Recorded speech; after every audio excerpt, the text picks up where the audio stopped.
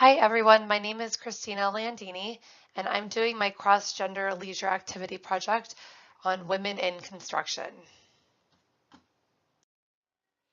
In the next few slides, I'm going to talk about history of construction, why it's a male-dominated industry.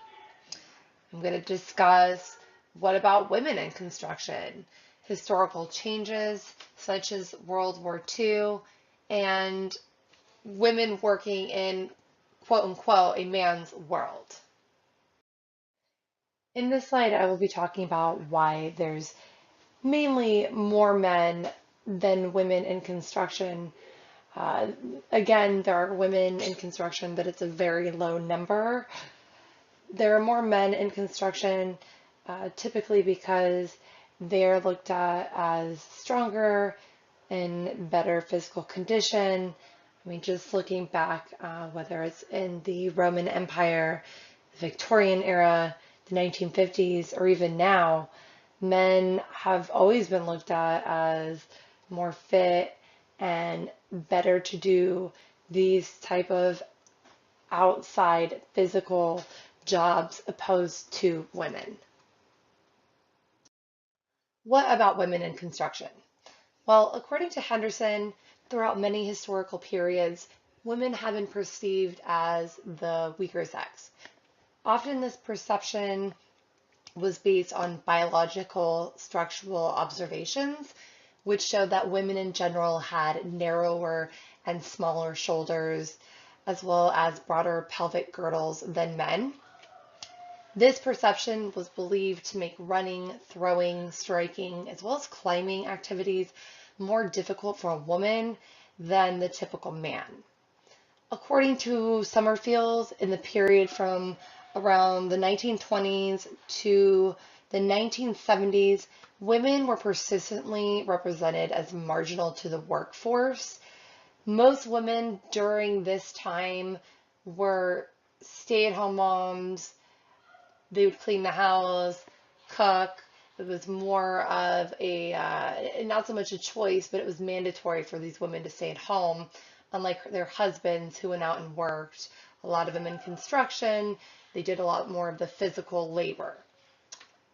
Fortunately for now, there are more women in construction than ever before. However, men still heavily dominate the construction world. According to the United States Department of Labor, 9% of women are in the construction workforce, and in 2010, 800,000 women were employed in the construction industry. Out of those 800,000 women, there's 200,000 that are occupied as laborers, electricians, as well as plumbers. If we look outside of the United States and in the United Kingdom, there's still a lot of women in the construction force as well, although once again, it's mainly a male-dominant field. But there are about 2 to 3% of women in the workforce doing plastering, plumbing, carpentry, etc. As you can see to the right, there's two charts. The top one is different years from 1985 to 2010 that show how many women have been in the construction field throughout the years. And then the bottom one in blue tells you which position these women are in. One of the biggest historical changes for women in construction was World War II. World War II created a really big shift for women. I typically like to get my sources from scholarly articles. However, I did find it interesting while reading the History Channel website. They stated that 350,000 women joined the armed forces, and during this time, 2,000 women worked for, they worked as engineers at the headquarters. I'd like to state that according to more non-traditional occupations represented a major employment sector for women during World War II, as industries needed women to build the war economy. Unfortunately, immediately after war, women were turned out of non-traditional fields to make room for returning male veterans. So the women went back home, went to their children, cooked, cleaned, and then the men stayed at their same job. I would like to say, though, that women did prove that they were able to do, in quotes, a man's job during the time of World War II. I found this to be very interesting. I came across an article that talked about women working in a man's world. There are a lot of jobs out there, such as construction work, even being a lawyer, surgeons. A lot of these careers are very male dominant, and Indiana University wrote an article stating that women working in a sex segregated field are more likely to experience exposure to high levels of interpersonal workplace stressors. Many women who are working in a male dominant workforce are at risk for lower pay, sexual harassment, a difficult time moving up in the company, as well as low levels of support from their male coworkers. Throughout the study, it did talk about some of the side effects working in a man's world, and some of these side effects were that it raises the stress, the long-term stress essentially raises your cortisol levels. Over time, this can lead to coronary heart disease, breast cancer, insulin resistance syndrome, and diabetes, cognitive decline while aging, and psychiatric disorders. In this section, I'm going to discuss the relationship to class materials, such as how my experience with the cross-gendered activity relates to class materials covered. I discuss the Victorian era, culture.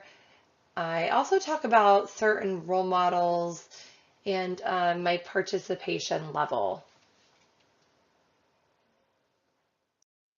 I find the Victorian era to be really interesting, and we did do some reading on the Victorian era in this class. And although I have to say, while doing my research, there was not a lot of information on this. There was a little information, and unfortunately, worldwide, there really isn't too much information, but there is some evidence that lower class women worked in industrial work. Many of these women were in clothing factories or textile. Although women worked in these factories, men did have they were all the supervisors, and they were left to do the machine work. Women were underpaid and worked in harsh environments.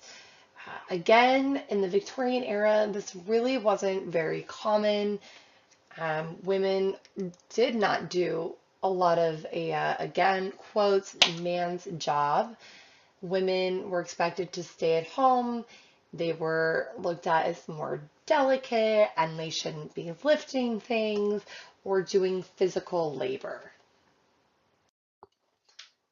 One of the reasons I chose a specific slide is because I thought it was interesting to look at some of the role models that we have in the construction industry.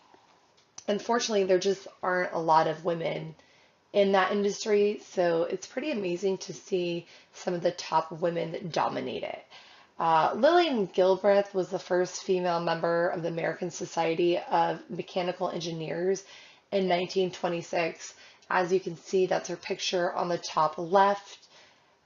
Chris Young, she was selected in 2011 as the first female president of the Associated General Contractors of America. She has been in the construction business for over 40 years. Her picture is on the bottom right. And another interesting lady is Emily Roebling. She was the first person to cross the Brooklyn Bridge in New York. On top of being the first one to cross the bridge, she was a big contributor to constructing this bridge. All these ladies have a lot of years in this industry, they are a great representation that females are definitely able to work in the construction industry and be successful.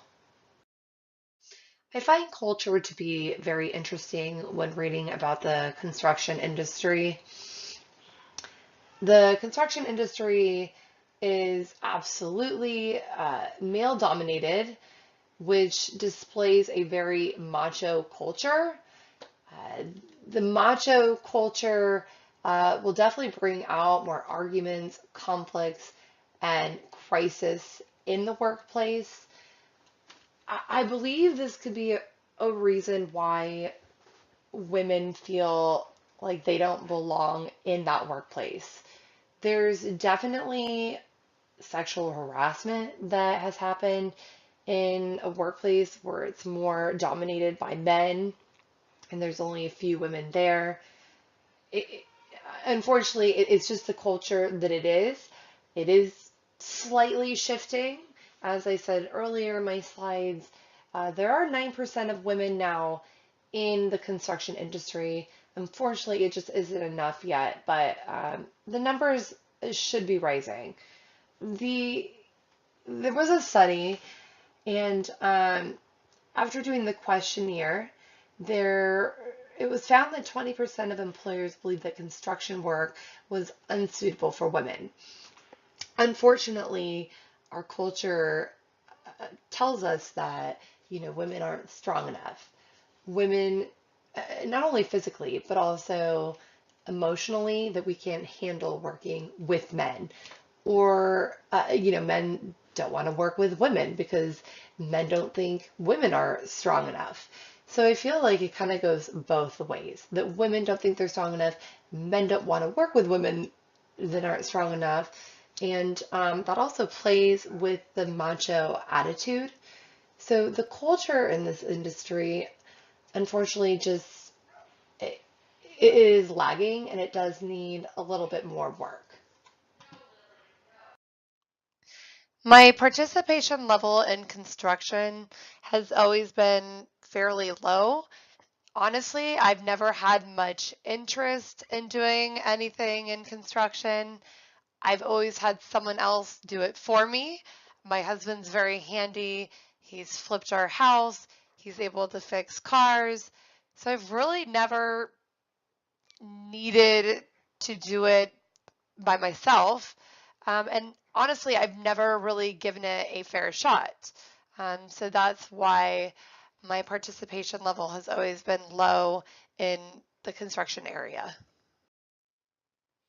Throughout the next few slides, I will be reflecting on my personal learning experience.